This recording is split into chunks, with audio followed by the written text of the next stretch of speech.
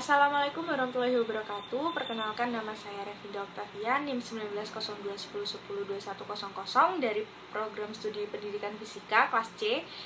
Jadi di sini saya ingin menjelaskan materi tentang cermin cekung. Berikut penjelasannya. Lengkung, di mana permukaan cermin cekung yang memantulkan cahaya melengkung ke belakang atau melengkung ke arah dalam. Garis normal cermin cekung adalah garis yang melewati pusat kelengkungan, yaitu di titik R atau 2F. Cermin cekung biasanya digunakan sebagai reflektor pada lampu mobil dan lampu senter. Kemudian, yang kedua yaitu sifat bayangan. Sifat bayangan benda yang dibentuk oleh cermin cekung sangat bergantung pada letak benda terhadap cermin. Maka dibuatlah pada cermin cekung itu dibuat suatu pengelompokan yang bergantung pada posisi benda pada masing-masing ruang. Benda di ruang pertama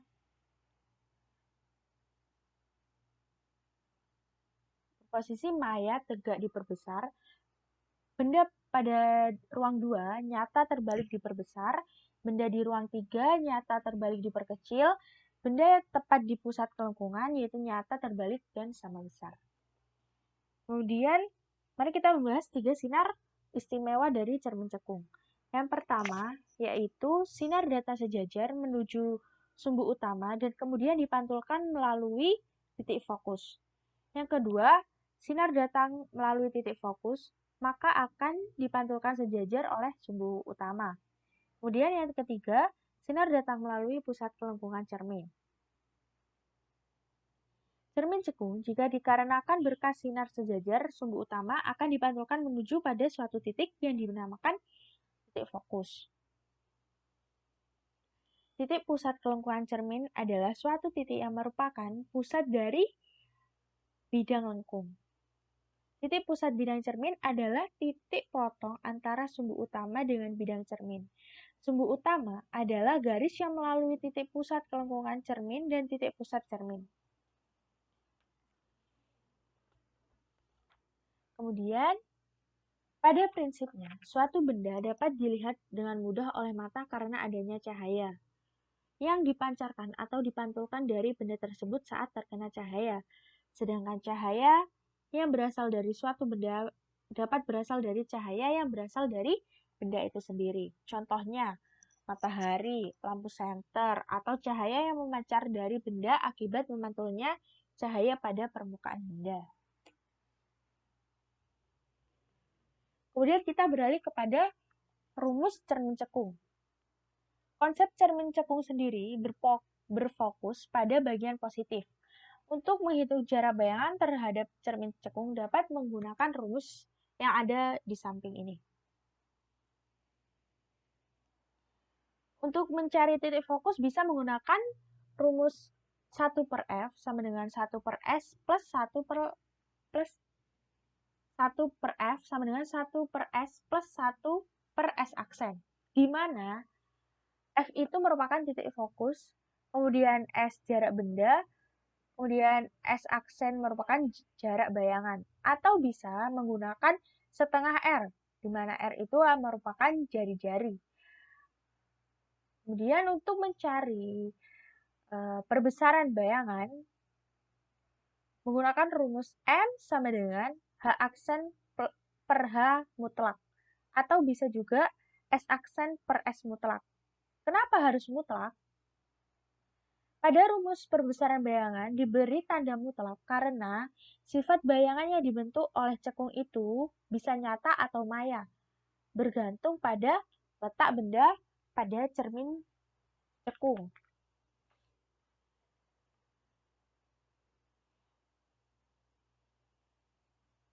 Perbesaran bayangan didefinisikan sebagai perbandingan antara tinggi bayangan dengan tinggi benda, atau perbandingan antara jarak bayangan dengan jarak benda. Setelah kita membahas tentang cermin cekung pada pembahasan tadi, kita beralih pada simulasi, di mana simulasi cermin cekung itu terdapat pada Peace Classroom. Kemudian kita ke bawah Lalu ini diperbesar. Begini tampilan dari praktikum lensa dan mirror. Kemudian untuk mengubah ke cermin cekung, kita klik mirror. Kalau ini adalah lensa, maka kita harus mengetik lensa. Mengklik lensa, jadilah cermin cekung. Untuk memudahkan pembacaan sifat bayangan, maka diubah dari lilin menjadi tanda panah. Kemudian untuk vokal-nya, kita bisa mengubah-ubahnya ke kiri maupun ke kanan. Height-nya juga kita bisa mengaturnya, kita geser ke kiri maupun ke kanan. Oke, mari kita coba percobaan yang pertama.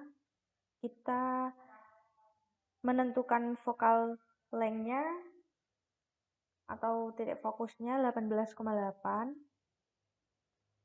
Kemudian height-nya 10. Kemudian kita mengubah subjeknya ke angka 27,5.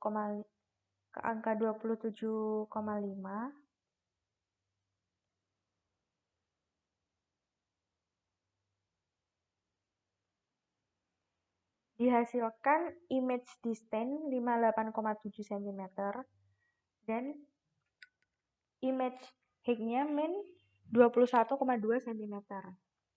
Sifat bayangan yang dihasilkan yaitu nyata, terbalik, dan diperbesar. Kemudian pada percobaan kedua kita coba mengubah subjek menjadi 32,5. Fokus dengan objek height-nya tetap sama, hanya saja kita mengubah subjeknya menjadi 32,5.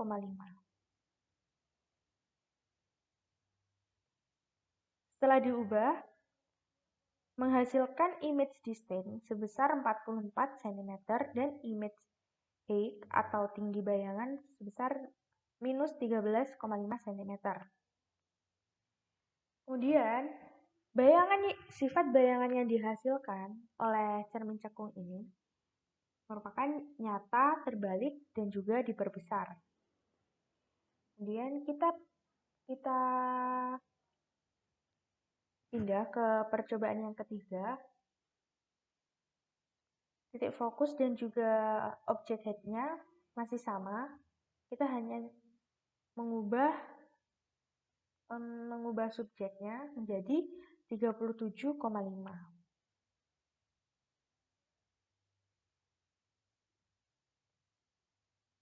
Setelah diubah,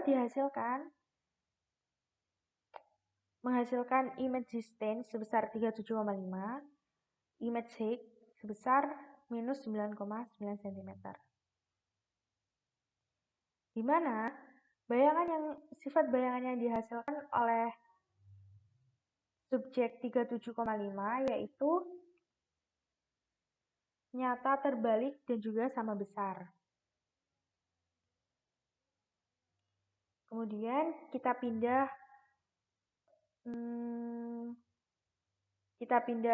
subjeknya menjadi 42,5. Titik fokus dan juga tingginya tetap 18,8 dan juga 10 cm. Kita tarik panah ke arah kiri sebanyak 42,5 cm.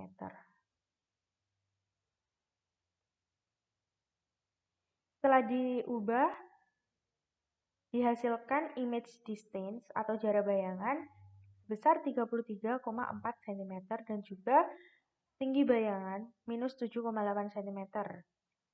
Dapat dilihat, hasil dari sifat bayangan cermin cekung ini yaitu nyata, terbalik, dan juga diperkecil.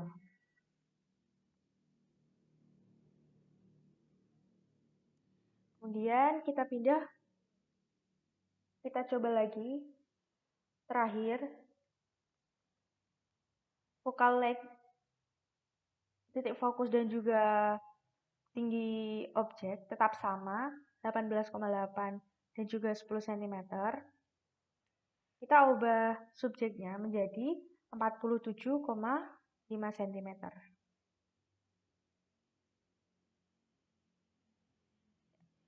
Setelah diubah, dihasilkan jarak bayangan sebesar 30,9 cm, image height sebesar minus 6,4 cm. Kemudian, dihasilkanlah sifat bayangan pada subjek 47,5 cm itu, yaitu nyata, terbalik, dan diperbesar.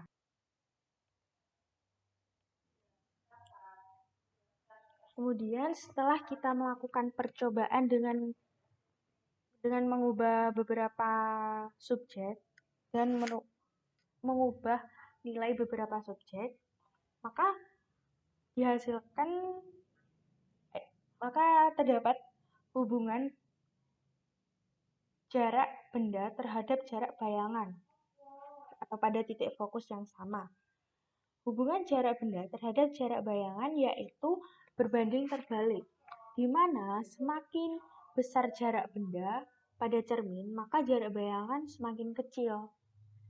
Dan juga sebaliknya, apabila semakin kecil jarak benda pada cermin, maka jarak bayangan semakin besar juga. Oke, itu tadi materi yang bisa saya sampaikan. Mohon maaf apabila ada kesalahan. Terima kasih dan wassalamualaikum warahmatullahi wabarakatuh.